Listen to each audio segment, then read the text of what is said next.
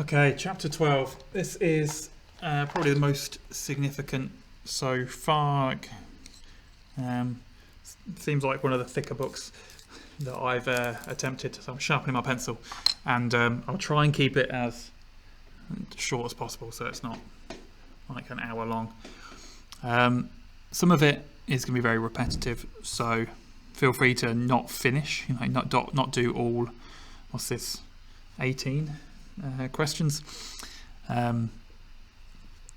You should know, hopefully, how to differentiate something basic like x to the 7. Just times by the 7 and then reduce the power by 1. If something is written like this, firstly simplify it and then differentiate it. Okay, so do the simplification first and then do the differentiation. Same thing here. I'm not going to bother with the early ones, but J would be maybe quite a complicated one. Simplify it first, so 5x to the 4 divided by 2x squared is 5 over 2 x squared. It says times. Oops. Normally that's plus. So let's do that. 50x to the 5 over 2x to the 2 square rooted. Simplify that. 25x to the 3 square rooted, which would be 5x to the 3 over 2, and then differentiate it. So you want to get it into the form number, variable, power, index form. So multiply. So 3 over 2 times 5 is 15 over 2 x, and then reduce the power by 1. So always simplify into index form before you differentiate. Okay, something like this, it's minus 2x to the negative a half. Something like this, x over x to the 5 is x to the minus 4. So an eighth x to the minus 4 number, even if it's a fraction, you want a number, then the x, and then the power. That's the easiest way of doing it without making mistakes. Then you multiply by the power, reduce the power by 1. To find a gradient of a curve, firstly differentiate the curve. So this is 3x to the power of a half. So the derivative would be 3 over 2x to the minus 1 over 2.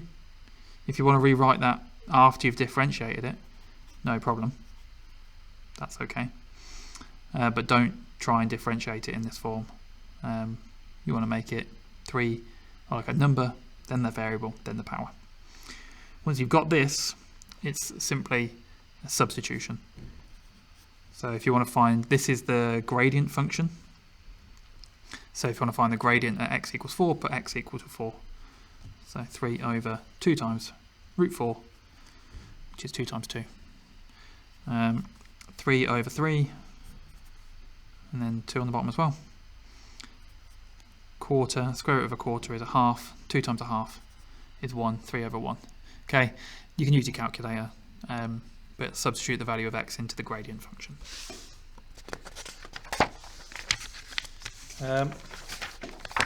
This is all about making sure it's in the index form before you start. Okay, so 2 root x is 2x to the half. 3 over x squared is 3x to the minus 2. A third, x to the minus 3. If you've got brackets, expand them. And write everything in index form. Okay, so that means, I'll say it one more time and then I think I'm going to stop. Number, x, power. Okay, so if it's one of these, we did this in chapter 1 in preparation for this very moment. 3x squared over x is 3x. And then 6 over x, 6x to the minus 1. Then differentiate it. The actual differentiating process is very simple. You know, it's multiplication, then subtract 1. Getting it in the right form is, before you even start differentiating it, that's how you know you're going to get it right. Practicing that.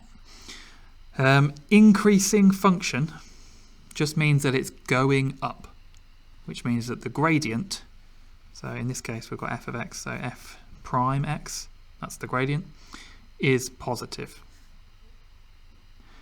So to show something is an increasing, or find when something is an increasing function, firstly differentiate the function. They're all written in index form already, so that's nice. I'll just do the first one. And you get 6x plus 8. That's the derivative. And then you want that to be greater than or equal to 0. So you just solve that inequality.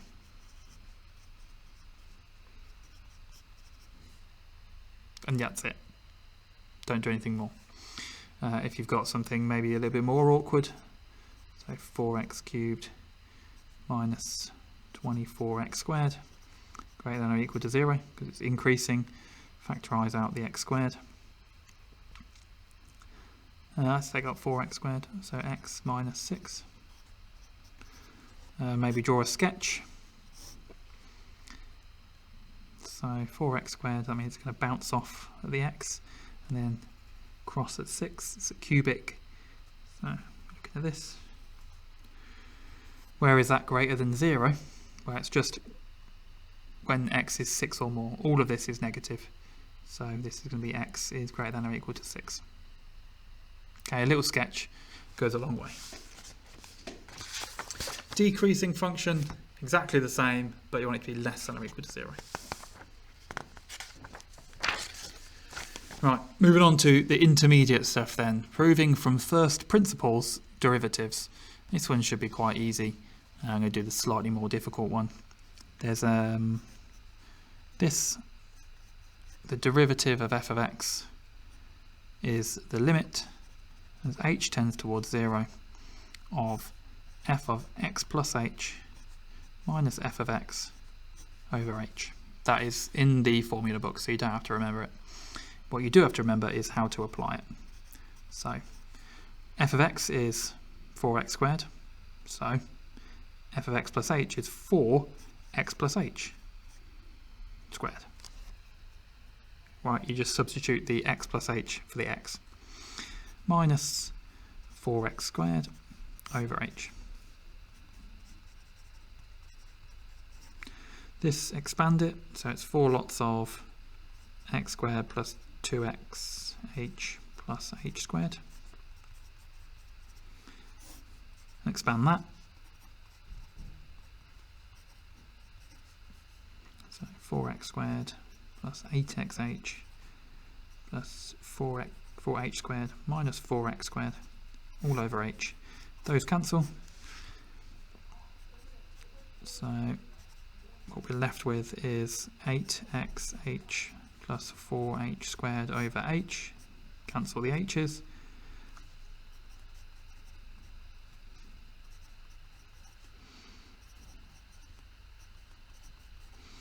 And then once you get to a point where you can do no more simplification, you look at each of the terms and then you say, as h tends towards 0, the ones which are containing h, like multiplying by h, will also become 0. So 4h's, as h gets to closer and closer to 0, 4h's gets closer and closer to 0. So we're left with 8x, which is what it asked us to do in the first place. Now it's the same process no matter what this function is. Use this, substitute it in, simplify a whole bunch until you're left with just some terms, and say what happens to each of those terms. You should be left with only the one that's in the question.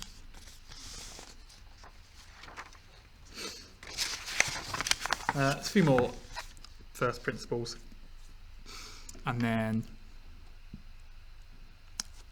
we're moving on to gradient equals 0, otherwise known as a stationary point. So we're looking for any point where it turns around or goes to a gradient of 0, aka stationary point. So all you have to do to find a stationary point is differentiate and put it equal to 0, and then solve that. Okay, no matter what the equation is, differentiate it.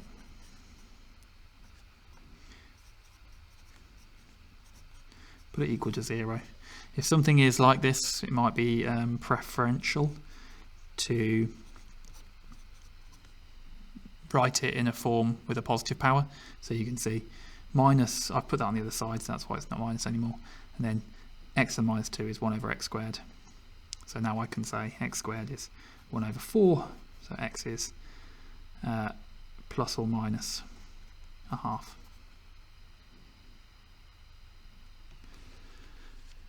It says find the point or points. All I've done there is find the x coordinate. The y coordinate would just be that substituted back into the equations.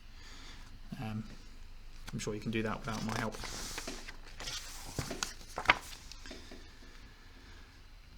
Equation of a tangent. So tangent, firstly you need to find the gradient of the tangent. So let's do the first one.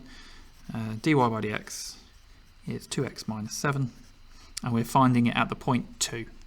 So we want to know the gradient, so dy by dx when x is 2. So just substitute 2 into the gradient function. That's going to be the gradient of the tangent. Once you know the gradient of the tangent, you've got a point xy. Just go y equals gradient x plus c, find c, and then write the equation y equals gradient x plus c. Okay, they're all going to be the same sort of idea. Even if this is really awkward, the only thing you have to do with it is differentiate and substitute in the x value. That gives you the gradient, and then you've got the point, and the rest of it's a straight line, because a tangent is a straight line. Normal, very similar idea, except once you get 2x minus 5, substitute in x equals 6, so 12 minus 5 is 7. This is the gradient of the tangent, but it says normal, so the gradient of the normal is going to be the negative reciprocal.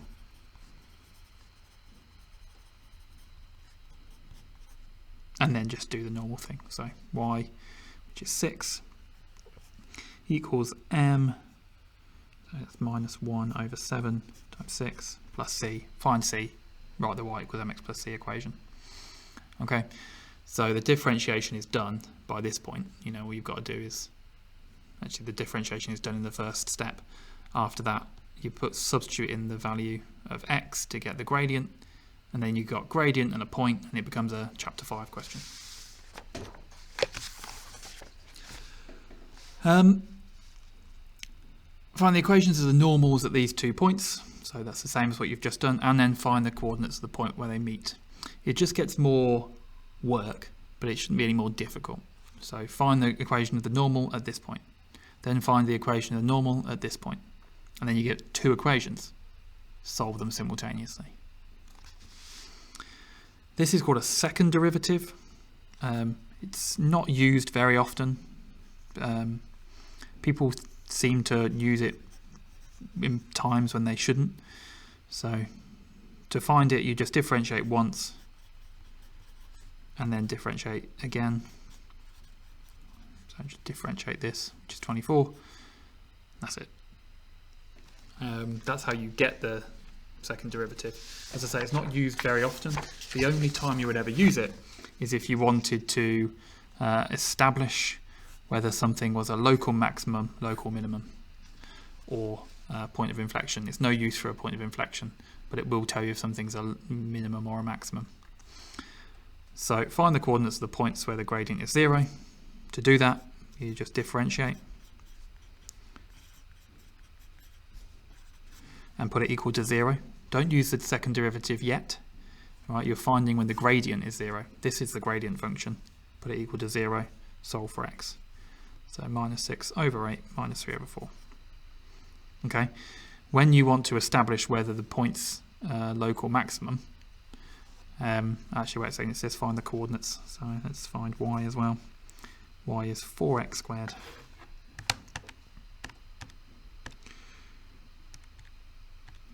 probably should use some brackets. 4x squared plus 6x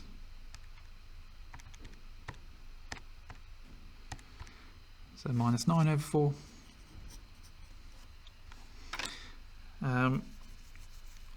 Then establish whether the points are local maximums or minimums. That's the only reason you would do a second derivative, unless it just says find the second derivative, in which case you do it, obviously. But yeah, 8. If that number is greater than 0, which it is, that means it's a minimum. You should probably be expecting a minimum from this quadratic, because it's got a positive leading coefficient, which means it's going to be like U-shaped, so it's going to be a minimum. But this is your proof. This is how you establish it. If you're asked to ever show it, then second derivative is a good way of doing that. If it comes out to be negative, then that means it's a maximum. If it comes out to be equal to 0, then you have to look at the gradients just before and just after, and look for if it goes positive, 0, positive, which is a point of inflection, positive, 0, negative, which is a maximum, negative, 0, negative, which is a point of inflection, or negative, 0, positive, which is a minimum. So these are the 4 options. You know it's 0 in the middle because that's how you determined it. So for this case, I would look at the gradient just before, so x equals minus 0.8, and then just after minus 0.7. In this case, it would go negative, then positive. So negative 0, then positive, which is a minimum. Right, advanced. These are, I would say, more algebra heavy. Like, they're not, I wouldn't say they were overly differentiation heavy, because differentiation is a very simple process, but they're related to something else. So it's not just doing maths for the sake of maths, it's like related to something, and sometimes that can trip people up.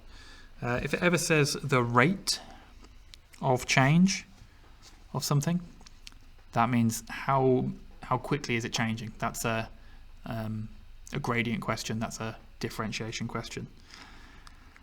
So surface area of an expanding sphere is this. Just going to write that down. Find the rate of change of the area, so how the area changes with respect to the radius. Okay, so it's just differentiating this, but instead of being y and x, so y differentiating y with respect to x, it's differentiating a with respect to r. You do exactly the same things. Multiply by the power of the variable that you're differentiating with respect to. So nothing to do with a pi. Pi is not a variable. Times by 2. And then decrease the power by 1. And then it says, at the instant when the radius is 6, so r is 6, substitute that in for r, it's 8 pi times 6. If you want units, which maybe you do, area is centimetres squared, radius is centimetres, so it doesn't really make much sense, maybe centimetres. Sometimes you do a rate of change in time, so it'd be something per second. The displacement of a car from a fixed point is this. Find the rate of change of the displacement with respect to time. So you just do ds by dt, where s is this. So just 2t plus 8. When t is 5, you get 10 plus 8. Okay, it seems more difficult. It's not actually, but if you don't know to look for rate of change, then you'll be stuck. These questions are the ones which will trip up more people than they should. Okay, because most of it is really simple, like area and perimeter from maybe year 8. A rectangular garden is fenced on 3 sides, and the house forms the 4th side. I'm just going to draw a picture. This is my garden. this is the house. Given that the total length of the fence is 80, so the perimeter of that bit, so that plus that is 80, show that the area A of the garden is given by the formula that, where y is the distance from the house to the end of the garden. So from the house to the end of the garden is y, and then this distance here is going to be 80 take away 2y. Okay, because that perimeter is 80. We've got 2 y's, so that's 80 minus 2y. The area of that is therefore y lots of 80 minus 2y. It's just base times height. Given that I probably should have written this over here, but given that the area is a maximum for this length of fence, find the dimensions of the enclosed garden.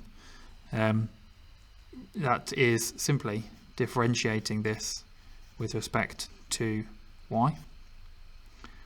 So if you ever see maximum, you're differentiating and putting equal to 0, you're finding a stationary point. Let's just write, this is 80y, just going to expand it, minus 2y squared. You want to write it in index form. Oh man, I said it one more time. But 80 minus 4y equals 0 because it says maximum. That means that y is 20. Find the dimensions of the enclosed garden where it's 20, and then the other distance is 40. So it's going to be 20 meters by 40 meters. And the area is 800 meters squared. That is a big garden.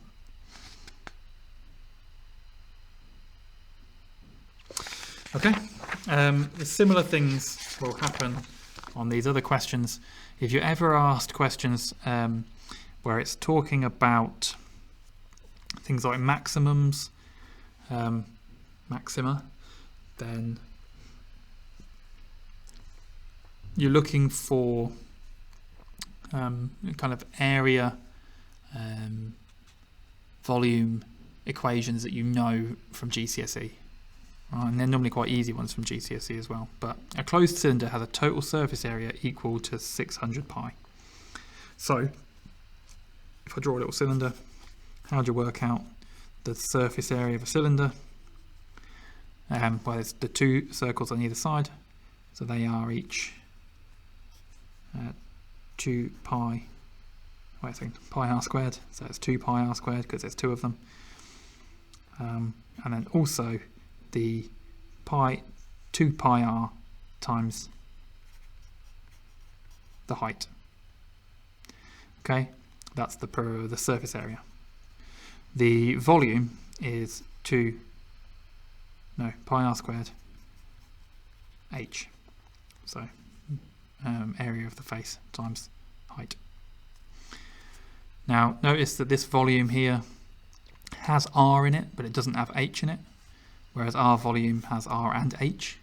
What you've got to do is, and this is always the case, you get these two equations are normally to do with like geometry, and they've got two variables but you only want one variable, so you make one of them the subject, whichever one you want to get rid of. Here I want to get rid of this h, so I'm going to make h the subject of the other equation and then substitute it in, because I know the surface area is 600 pi. So I'm going to make h the subject of that equation. I'm just going to write the equation out again so you can see it more clearly.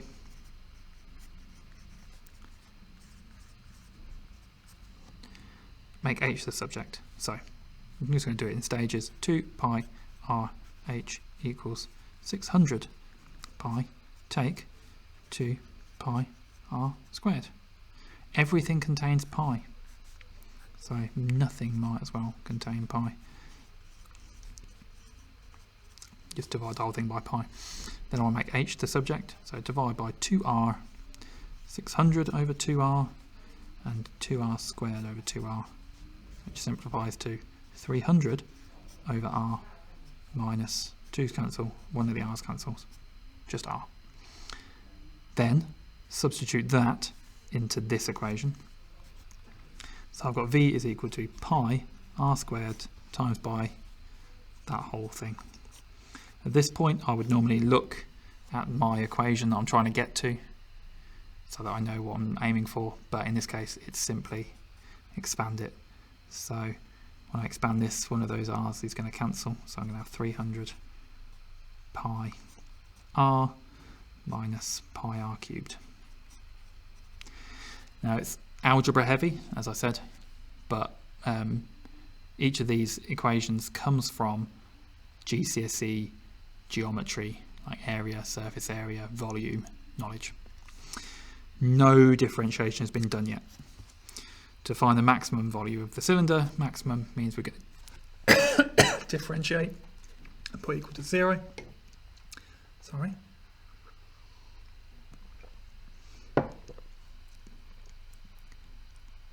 So I'm differentiating this dv by dr. That's just going to become 300 pi, because remember r is the variable, and then multiply by the power, reduce the power by 1, is equal to 0. So I've got 3 pi r squared equals 300 pi, divide by 3, divide by pi, r squared is 100, so r is 10. That's not the volume, it says maximum volume, that's just the radius, which makes it have the maximum volume. So all I've got to do to find the maximum volume is put that value of r back into here. So 3000 pi minus 1000 pi is 2000 pi. Centimetre squared. Okay, other questions are going to be similar. This one's to do with circles, so use your knowledge of circles. Cancel out anything which is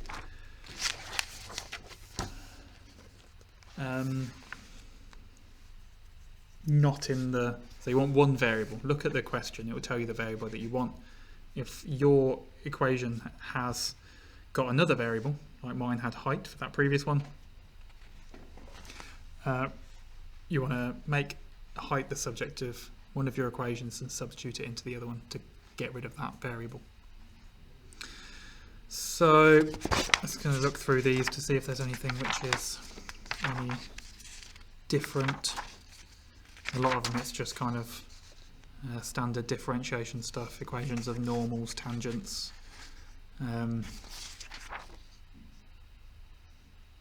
Yeah, this one has got like find the normal at A and then find the coordinates of B.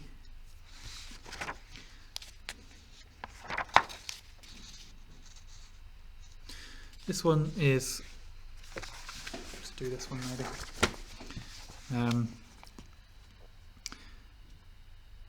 Actually, it doesn't even, you don't need to do it yourself, it's done it for you.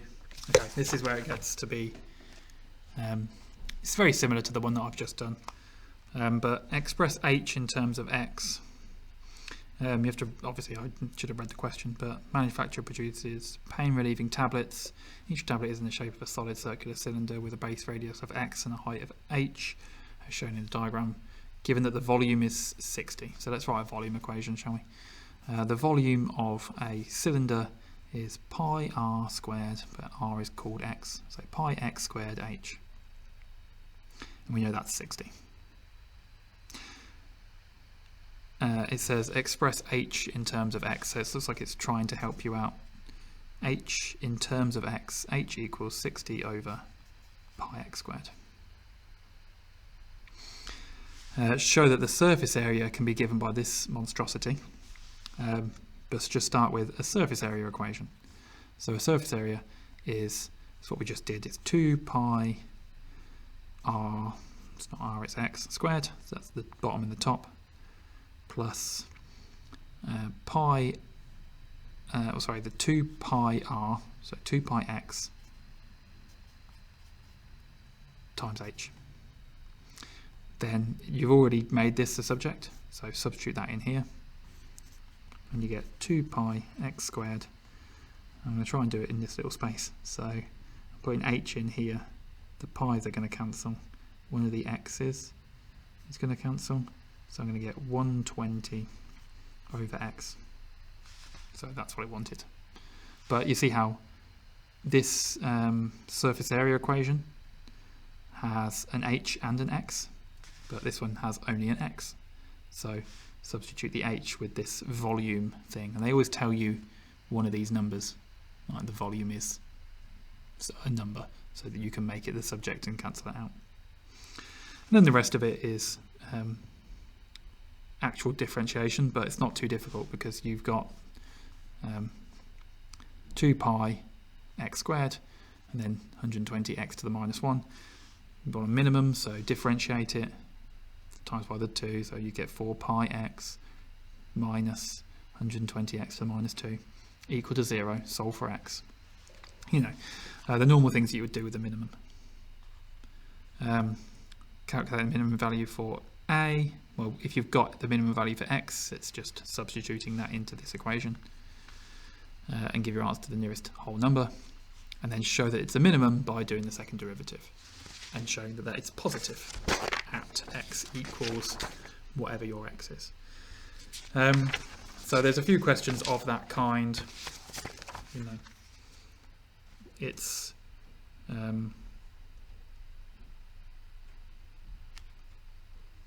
just a rectangle, so 2x times y, and a semicircle. So this radius is x, so the area is going to be pi x squared, but divided by 2.